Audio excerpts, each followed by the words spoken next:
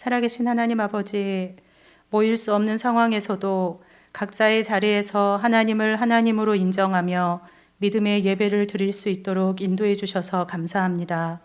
어느 곳에 있든지 우리가 예배하는 그 자리에 주의 임재와 영광으로 덮어주시옵소서. 코로나19로 인해 온라인 예배를 드리며 감사하면서도 온라인 예배의 한계를 절감하게 됩니다. 이른 비와 늦은 비를 때를 따라 부어주시는 주님, 우리에게 약속하신 성령을 부어주셔서 진리에 대한 갈망이 더욱 일어나게 해주시고 날마다 힘써 하나님을 알아가게 하시며 하나님과 친밀한 교제 가운데로 나가게 하여 주시옵소서. 성령으로 충만케 하여 주시고 주께서 인도하시는 길 위를 걸어가게 하여 주시옵소서. 돌아오는 주일부터 순차적으로 예배를 함께 드리게 됩니다. 주의 보혈로 덮어주시고 하나님을 함께 모여 예배하는 기쁨과 감사가 넘치는 예배되게 하여 주시옵소서.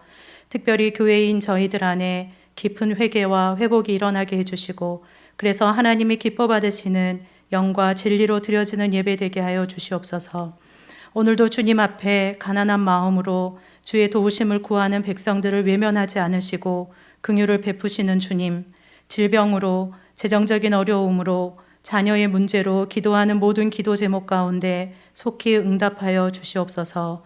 또한 우리 다음 세대가 진리 안에 걸어갈 수 있도록 도와주시고 다니엘과 같이 이 세상과 타협하지 않으며 하나님에 대한 믿음을 지켜나갈 수 있도록 힘주셔서 신앙의 유산이 세대 간에 잘 전달되게 하여 주시옵소서.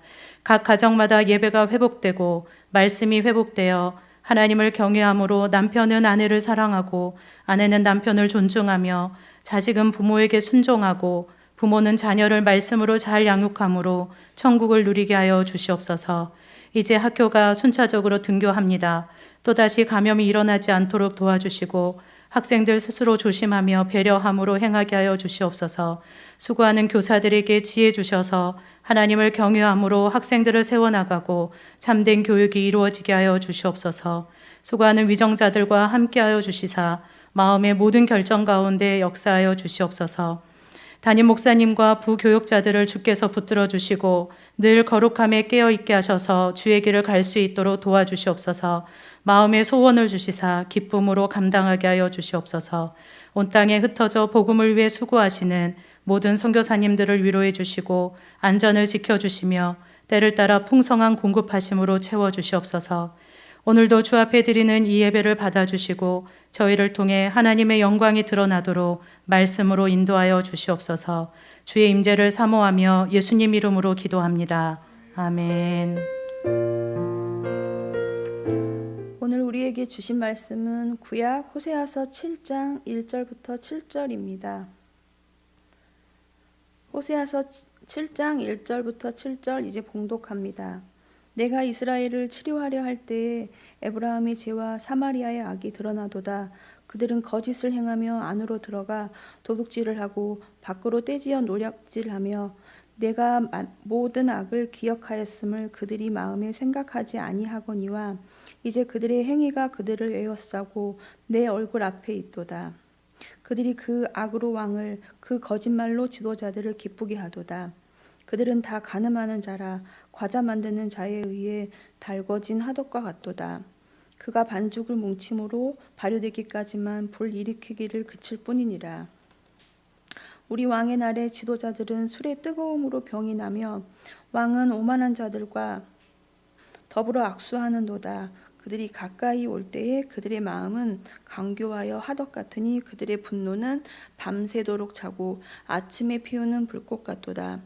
그들이 다 화덕같이 뜨거워져 그 재판장들을 삼키며 그들의 왕들을 다 엎드려지게 하며 그들 중에서 내게 부르짖는 자가 하나도 없도다.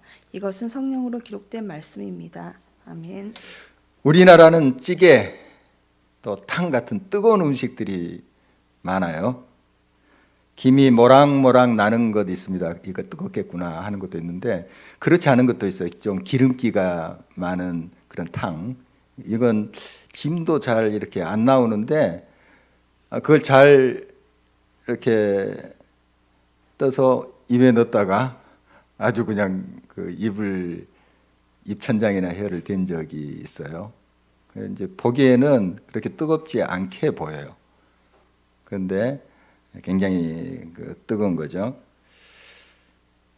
음식점에 가면 또 밥을 직접 돌솥에 담아가지고 상에 올려 놓는 경우도 있는데요.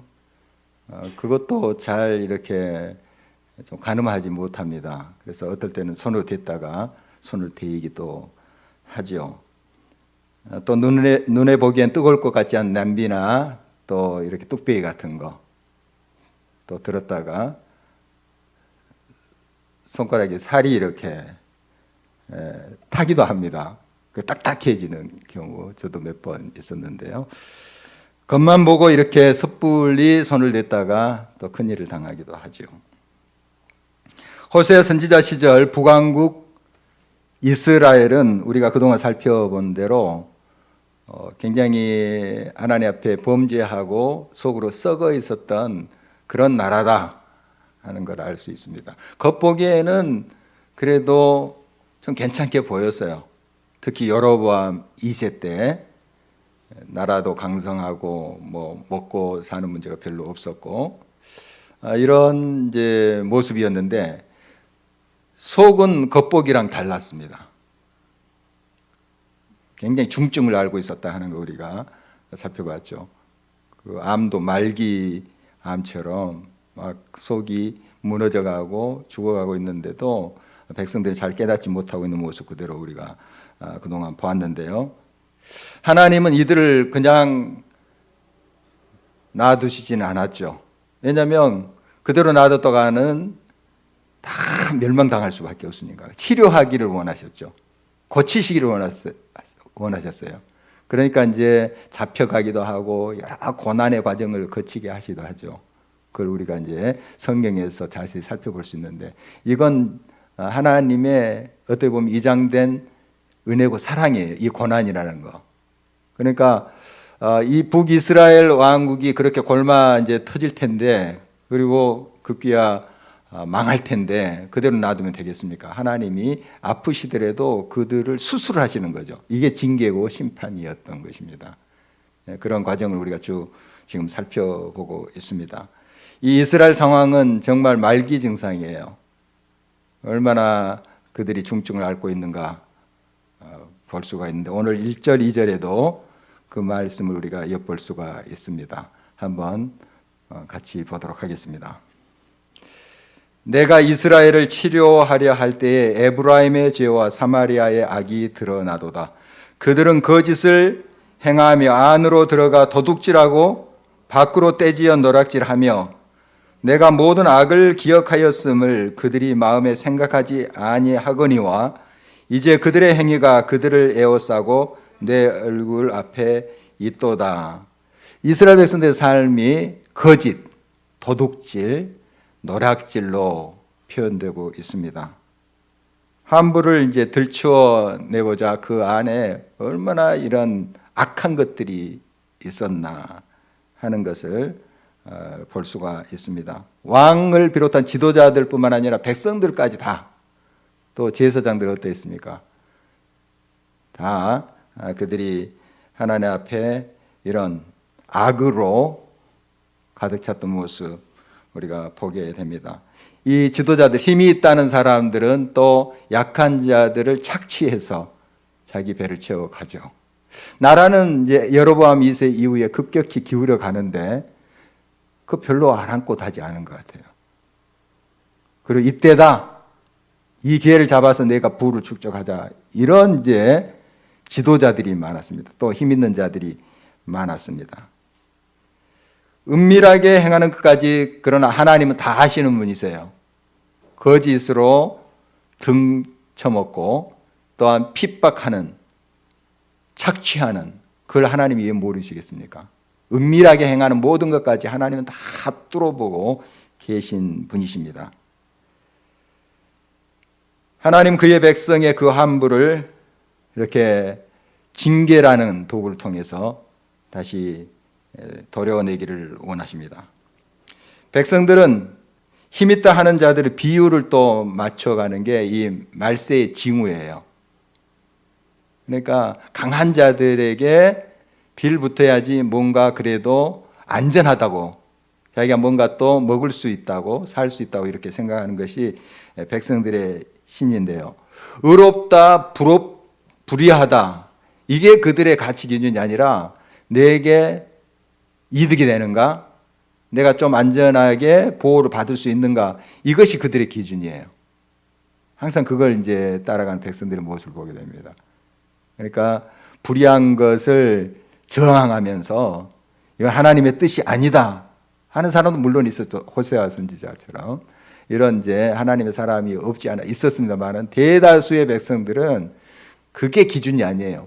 의냐 불의냐 이게 기준이 아니고 내가 조금 안전하게 일 없이 지나가느냐, 배를 좀 채울 수 있느냐, 그게 기준이에요. 그렇게 이제 따라가는 그들의 모습을 보게 됩니다.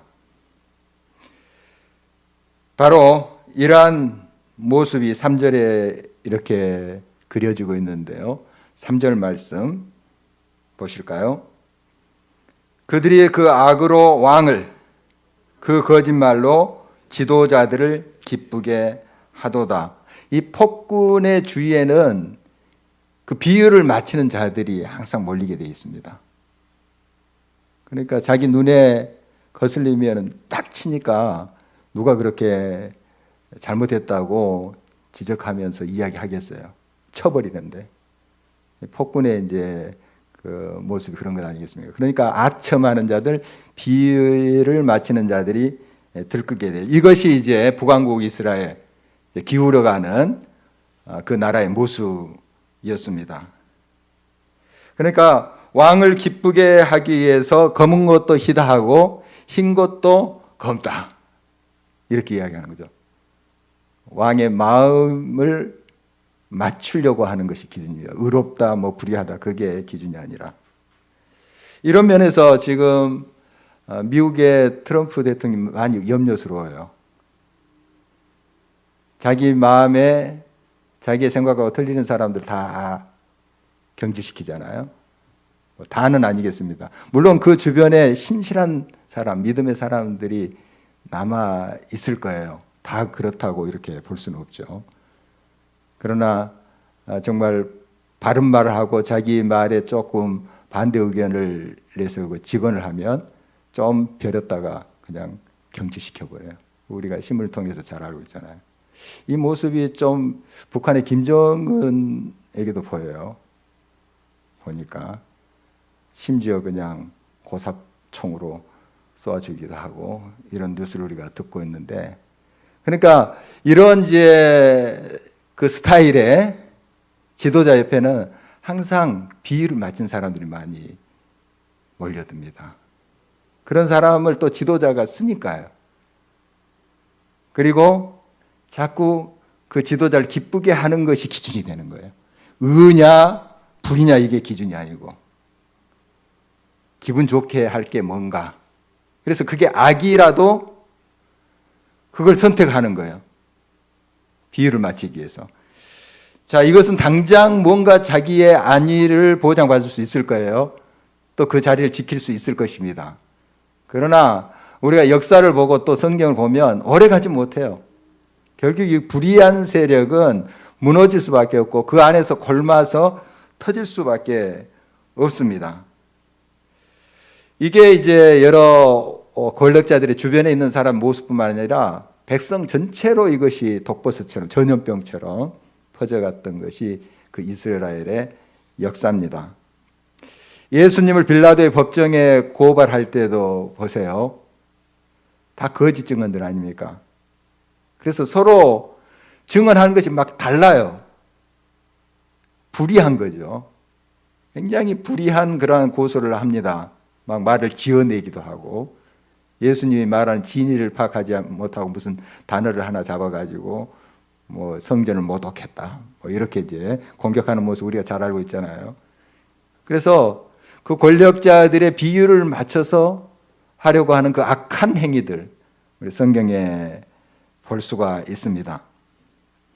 왕이나 지도자들 할 것 없이 이스라엘 백성들 마치 달궈진 화덕처럼 그들이 탐욕과 폭력이 그들의 일상이 되어 버렸습니다.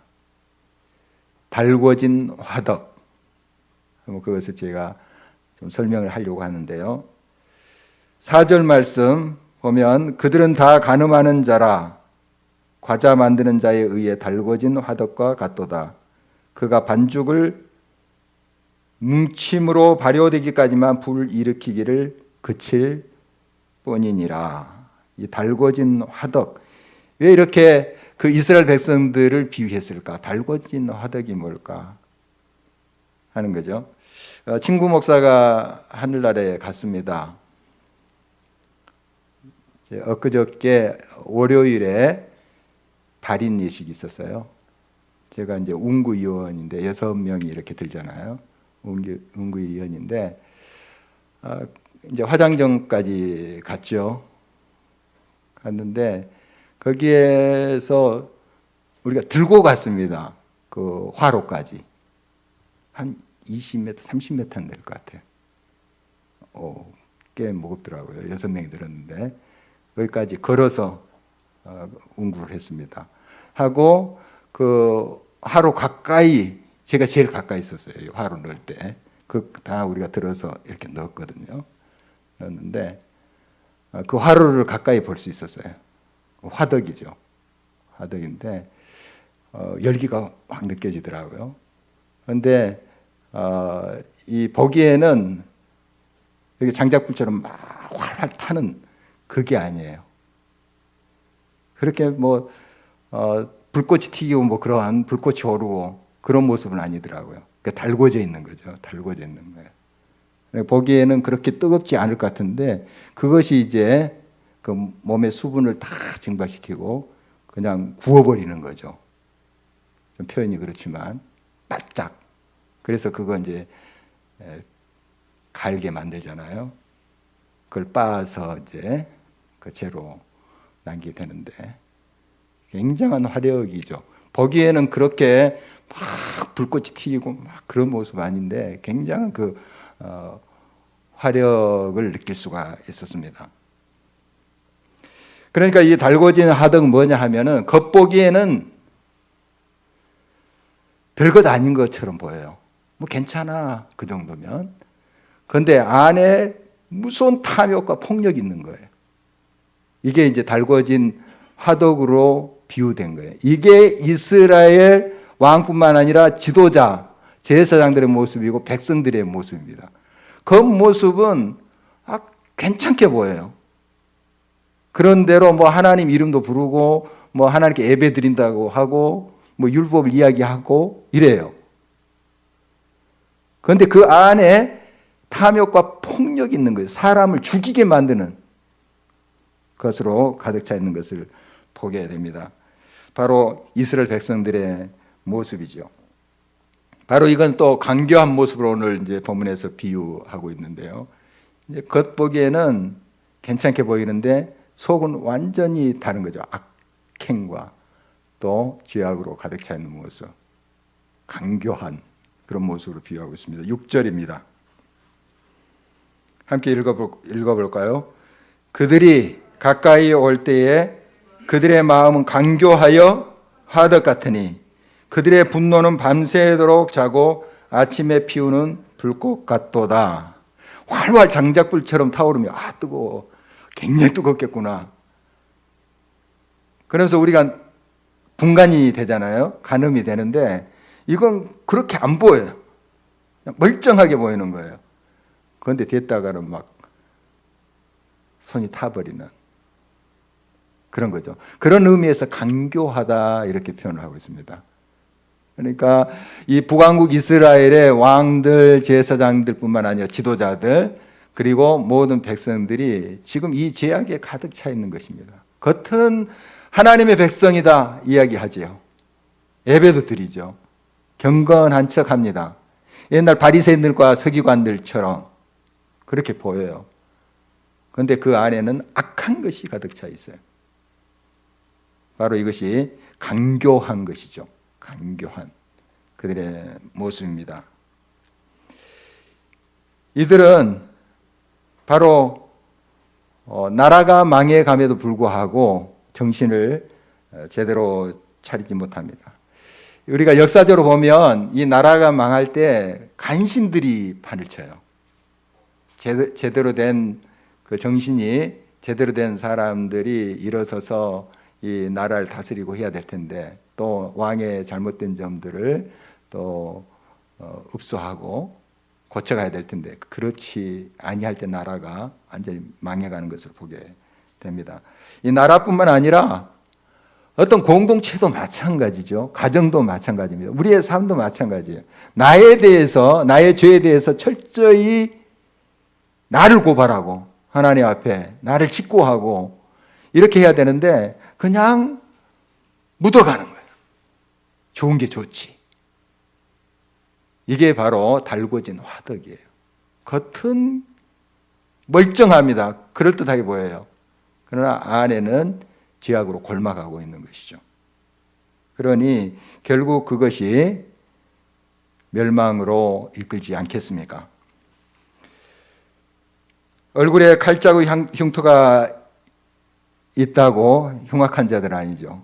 지금 이 권력자들, 북왕국 이스라엘의 지도자들, 그들의 모습은 어떻게 보면 좀 선하게 보일 수도 있어요. 수염 다 기르고 인자한 표정을 지으면서 저 사람이 무슨 악을 행할까? 그런데 그 속에 악이 가득할 수가 있습니다. 그래서 그들은 이렇게 표적이 되기만 하면 달궈진 화덕처럼 약한 자들, 가난한 자들 삼켜버리고 태워버리고 폭력을 일삼았다 하는 것이 성경의 증언입니다. 다윗의 셋째 아들 압살롬의 이야기를 우리가 듣고 있습니다. 아버지에게 한이 많죠. 한이 많습니다. 그래서 이제 아버지를 죽이고 왕이 되려고 하죠. 아무리 이제 한이 많다고 해서 그래서야 되겠습니까? 그런데 성경에 이 압살롬을 그리는 모습이 기록되어 있어요. 참 잘생겼대요. 그리고 머리가 길어서 그냥 한번 쫙 찰랑 이렇게 흔들면 옆에서 다 쓰러지는 거죠. 그 정도로 아주 멋지게 생겼다고. 그런 표현은 없습니다. 그런데 좀 잘생겼다 하는 표현이 있어요. 성경에. 머리가 길고 했던 거 표현이 있어요. 제가 조금 각색을 했습니다만은 아주 잘생겼대요. 잘생기고 멋지고 보면 사람들이 다 반할 정도로 야, 저런 사람이 왕감이다. 그럴 정도로 그냥 잘생긴 사람인데 우리가 알다시피 그 안에는 정말 달궈진 화덕처럼 겉은 멀쩡한데 막 악한 것이 가득 차 있어요. 그래서 살인하려고 하는 그런 마음이 있다는 건 그게 아니겠어요? 그러니까 정말 그가 이제 결국 스스로 그 자랑했던 긴 머리 때문에 나무에 그 머리가 이제 걸려서 자기가 타고 나귀는 빠져나가고 이제 죽임을 당하게 되는 그 역사를 우리가 알고 있습니다. 바로 이 간교한 화덕이 이런 것입니다. 간교한 화덕. 우리가 물론 겉도 그럴듯하게 보이고 또 선하게 보이고 그리고 또 말끔하게 보이면 얼마나 좋겠습니까? 그런데 그 속이 중요하죠. 속이. 진실해야 되죠. 정말 의로워야 되죠. 그런데 겉은 이 압살롬처럼 선하게 보이고 멋있어요. 그런데 안에는 살인과 악함과 폭력이 가득 차 있어요. 아주 그 말로가 어떻게 되는가 하는 것은 분명합니다. 역사도 그 증언하고 있고요. 성경에도 이런 이야기가 많이 나와요. 달궈진 화덕 경계해야 됩니다. 경계해야 됩니다. 이 나라가 기울어 가는데 왕과 지도자들 이제 정신을 차리지 못한 백성들은 어떻게 되겠습니까? 제대로 분별력이 없어서 그 멸망에 편승해 가고 있습니다. 5절 말씀 계속해서 보도록 하십니다. 우리 왕의 날에 지도자들은 술의 뜨거움으로 병이 나며 왕은 오만한 자들과 더불어 악수하는도다. 뭐 같은 말 아니겠습니까? 이 왕의 날이라고 표현된 것은 아마 왕의 그 연회 같아요. 그러니까 잔치상 이제 차려놓고 막 그냥 무희들이 나와서 막 춤도 추고 풍악을 울리고 그런 광경 같아요. 이때 이제 여러 힘 있는 자들이 초대를 받지 않겠습니까? 영화에도 뭐 드라마에도 우리가 좀 많이 보는 장면 그거예요. 부어라 마셔라 하는 거예요. 근데 적당히 마시는 게 아니에요. 아주 제 정신이 잃을 정도로 마시는 거예요. 이 술의 뜨거움으로 병이 난다. 그러니까 술 취함으로 병이 날 지경까지 된다 하는 것은 뭡니까? 술에 절은 거죠. 보통 술을 마셔서는 병이 나지 않을 거예요. 그러나 그냥 술에 온몸이 절어버린 거예요. 영혼까지 절어버린 거예요. 그러니까 나라는 지금 기울어 가는데 제 정신을 못 차리는 거예요. 부어라 마셔라 하고 가는 거예요. 왕부터가. 지도자들, 백성들 어떻게 되겠습니까? 더 분별력이 없을 수도 있죠. 그러니까 술이 얼마나 그들을 삼켰으면 술의 뜨거움으로 병이 났다. 아마 술을 많이 마시면 이렇게 열이 나나 봐요. 열이 나나 봐요. 제가 그렇게 표현한 것은 제가 술을 그렇게 마셔본 적이 없다 하는 겁니다. 어떻든 많이 마시면 막 열이 나나 봐요. 열이 나가지고 막 그 뜨거움으로 그게 심하니까 이제 병이 나버리는다 하는 건데 정말 이러한 이제 상황 속에서 왕부터가 좀 정신을 차려서 하나님께 돌아와야 되잖아요. 아니 왕은 놔두고 제사장들 하나님의 사람이라고 하는 하나님의 일꾼이라고 하는 사람들은 왕이시 이거 안 됩니다. 이 호세아처럼 좀 이런 사람들이 많이 일어나야 되는데 이 제사장들 또 거짓 선지자들도 이 당시 많았거든요. 하나님의 선지자라 하면서도 거짓 예언하는 자들이 꽤 있었습니다. 그런데 이런 사람들도 그냥 여기에 동조하는 거예요. 목숨의 위협을 받고 하기 때문에 그랬겠죠. 나라가 이래서 되겠습니까? 우리가 백제 멸망을 잘 알고 있습니다. 우리 역사에도 뭐 여러 예들이 있지만 우리가 많이 또 알고 있는 내용 아닙니까? 백제 31대 마지막 왕 의자왕 때 정말 나라가 기울어 가고 있지 않습니까? 신라와 당나라 연합군, 나당 연합군이 이제 쳐들어와서 풍전등화의 그러한 위기 속에 있었던 거죠. 그런데 좀 정신을 차려서 이제 대항하고 또 적군과 이제 싸움하고 그러다가 어쩔 수 없이 정말 멸망당했다 하는 그런 기록이 아니라 그냥 부어라 마셔라 했다고 하잖아요. 부어라 마셔라. 삼천궁녀 이야기도 들립니다. 뭐 3,000명이 빠졌냐 안 빠졌냐 뭐 논란이 많더라고요. 얼마 전에 낙하암 갔더니 한 3,000명까지 거기에 앉을 자리가 있을까 하여튼 좁더라고요. 어떻든 정말 부어라 마시라 했던 것 같아요. 거기서 부어라 마셔라. 그러니까 아무리 몸부림쳐도 이 위기를 극복할 수 없다. 안 된다. 자포자기 해버린 거죠. 그리고 막 술로 잊으려 하는데 그 잊어집니까? 그 상황이 모면 됩니까? 상황은 막 다가오는 나당 연합군은 쳐들어오는데 그게 눈을 감는다고 머리를 수풀에 쳐박는다고 그게 없어집니까? 이게 이제 역사의 이야기인데요. 우리는 어떻게 하고 있는가 하는 게 항상 말씀을 이렇게 적용해야 돼요. 나는 어떤가? 나는 이런 여러 도전 앞에서 여러 문제 앞에서 나는 어떻게 대처하고 있는가? 그냥 자포자기해서 아무리 노력해도 안 돼 하면서 주저앉아 있는 것인가? 아니면 깨어서 오직 구원은 여호와께 있다 하는 믿음을 가지고 하나님 붙잡고 있는가 하는 거 우리가 살펴야 되겠습니다.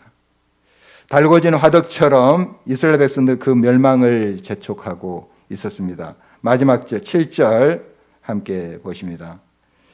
그들이 다 화덕같이 뜨거워져서 그 재판장들을 삼키며 그들의 왕들을 다 엎드려지게 하며 그들 중에는 내게 부르짖는 자가 하나도 없도다. 여로보암 2세 이후에 피비린내라는 정권 찬탈이 있었어요. 그러니까 이 살룸이라는 사람이 스가랴에 의해서 살해를 당해요. 살룸 왕이. 스가랴는 우리가 알고 있는 스가랴 선지자 동명이인입니다. 그리고 자기가 왕이 돼요. 치고 죽이고 자기가 그 자리에 앉아요. 이 스가랴는 또 어떻게 되는가? 므나헴이라는 사람이 또 일어나가지고 스가랴를 치고 또 자기가 왕이 돼요. 지금 나라가 기울어져 가고 있지 않습니까? 여로보암 2세 때 바짝 나라가 강성했어요. 경제적으로 부흥하고, 야, 우리 이제 살만한 때가 왔구나. 근데 급격히 이렇게 기울은 거예요. 막 치고 왕이 되고 자기가 또 칼 맞고 죽고 그러는 거예요. 이 므나헴은 자기 아들에게 왕권을 물려주게 됐습니다. 자기가 칼로 쳐서 왕이 되었지만 자기는 또 그렇게 당하지를 않았어요. 그런데 그 아들이 칼에 맞습니다. 부가히야라는 아들이 칼에 맞아. 베가라는 사람에게 칼에 맞고 죽고 베가가 왕이 돼요.